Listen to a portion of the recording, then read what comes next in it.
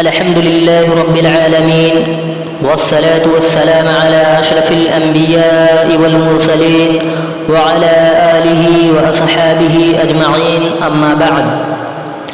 قال الله تبارك وتعالى في القرآن المجيد والفرقان الحميد: أعوذ بالله من الشيطان الرجيم.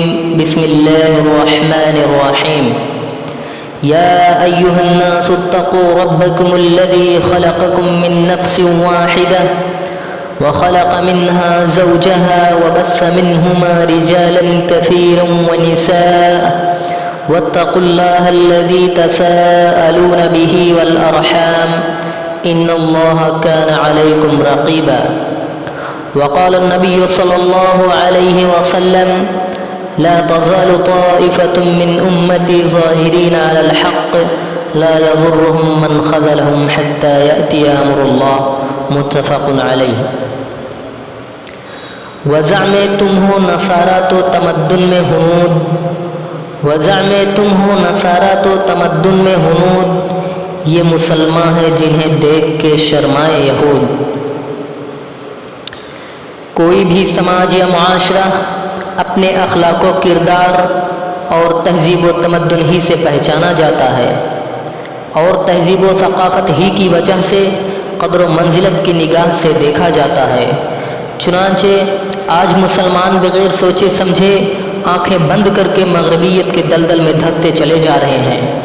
آج ان کے رہن سہن پر دن بدن مغربی تہذیب و تمدن کا اثر ہوتا جا رہا ہے، اور قرآن و احادیث کی تعلیمات کو مغربیت کی قربان گاہ پر قربان کر کے فخر محسوس کر رہے ہیں، اور اسلامی معاشرہ سے اسلامی آثار و نشانات کو کھرچ کھرچ کر پھینکنا چاہتے ہیں. کہ مسلمان ترقی جو فرنگی بن کر یہ فرنگی کی ترقی ہے، مسلمان کی نہیں. لیکن یاد رکھیے، اس ناپاک کوشش میں کامیاب ہونا جوئے شیر لانے کے مترادف ہے، کیونکہ مذہب اسلام اللہ تبارک و تعالیٰ کا پسندیدہ مذہب ہے.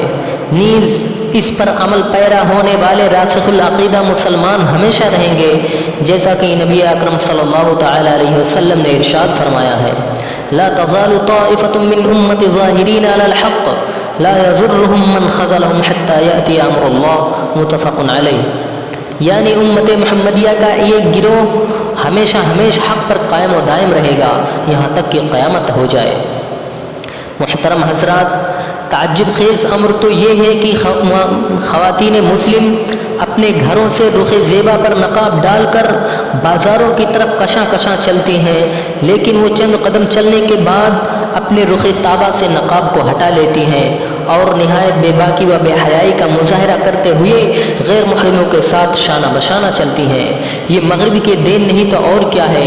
حالانکہ اللہ تبارک و تعالیٰ نے عورتوں کو ایسے لباس پہننے اور بے پردگی و بے حجابی کے ساتھ نکلنے سے منع فرمایا ہے. ارشاد باری تعالیٰ ہے: یا بنی آدم قد انزلنا علیکم لباسا یواری سوآتکم وریشا. سورۃ الاعراف آیت نمبر 26. اے آدم کے بیٹو، ہم نے تمہارے لیے لباس اتارا ہے جو تمہاری شرمگاہوں کا پردہ کرتا ہے. کسی شاعر نے کیا ہی خوب کہا ہے: عورت نے اپنے آپ کو اتنا گرا دیا، برقع تو کیا گلے سے دوپٹہ ہٹا دیا. محترم حضرات، یہی ہے وہ عورتیں جنہیں کمتر و فروتر کیا جاتا تھا، جنہیں فتنہ و فساد، جور و ستم اور جہالت و سفاہت کا پیکر سمجھا جاتا تھا.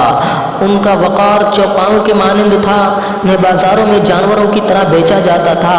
ان کی کوئی مستقل حیثیت نہیں تھی. انہیں منحوس و نحوست کی دیوی سمجھا جاتا تھا. ستم بالائے ستم تو یہ تھا کہ سانپ بچھو سے انسان جس طرح خوف کھاتا ہے، اسی طرح انسان مارے خوف کے ان سے بچا کرتے تھے.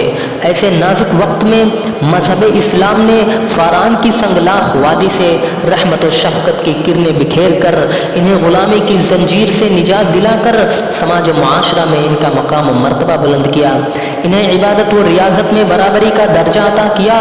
ان کی محکومی کے خلاف اتنی زوردار آواز بلند کی کہ ساری دنیا اس سے گونج اٹھی، اور اسلام نے اپنی پوری طاقت کے ساتھ کہا: یا ایھا الناس اتقوا ربکم الذی خلقکم من نفس واحدہ وخلق منها زوجها وبث منهما رجالا كثيرا ونساء واتقوا الله الذي تساءلون به والأرحام إن الله كان عليكم رقيبا.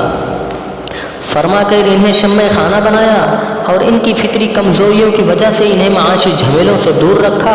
وقرنا فی بیوتکن ولا تبرجن تبرج الجاہلیۃ الاولی کی آواز دے کر انہیں ملکہ خانہ بنایا اور ان پر اولاد کی تعلیم و تربیت کی ذمہ داری عائد کی تاکہ وہ اپنے بچوں کی بہترین تربیت کر کے ان کو دین کا داعی اور اسلام کا سپاہی بنائیں.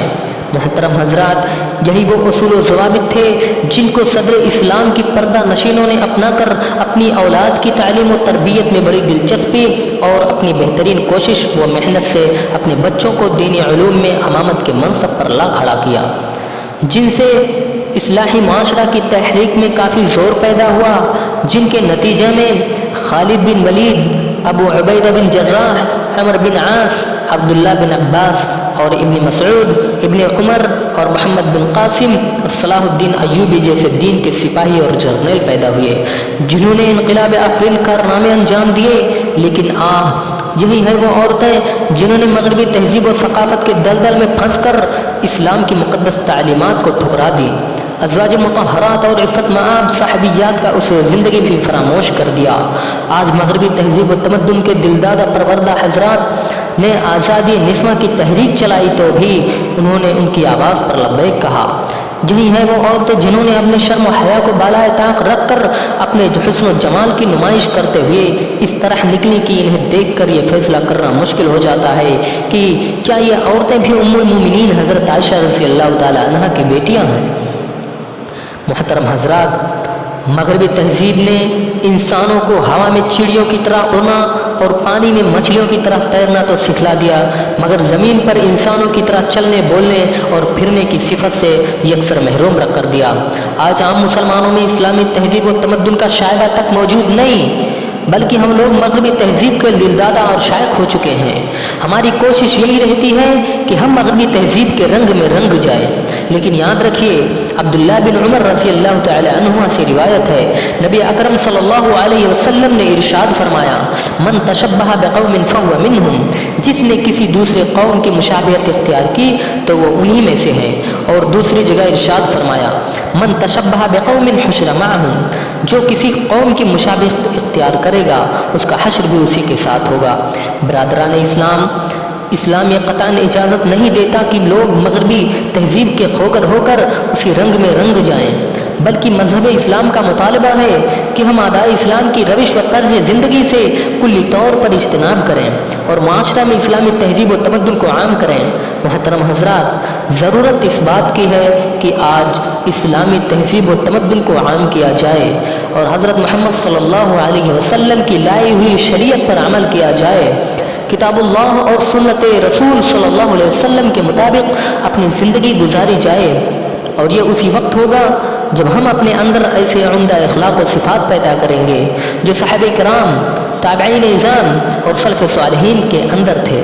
ورنہ وہ دن دور نہیں جب سماج و معاشرہ برائیوں کی آماج گاہ بن جائے گا اور ہم اپنے ماؤں اور بہنوں کی عصمت و عفت کو تار تار ہوتے ہوئے خود اپنی آنکھوں سے مشاہدہ کریں گے. اللہ کرے ہم مسلم نوجوان مغربی تہذیب و تمدن کے پھیلتے ہوئے زہر سے خود کو بچا کر اسلامی تہذیب و تمدن کو عام کرنے میں جٹ جائیں. اللہ ہمیں اس کی توفیق دے. آمین. وآخر دعوانا الحمد للہ رب العالمین. والسلام علیکم ورحمۃ اللہ وبرکاتہ.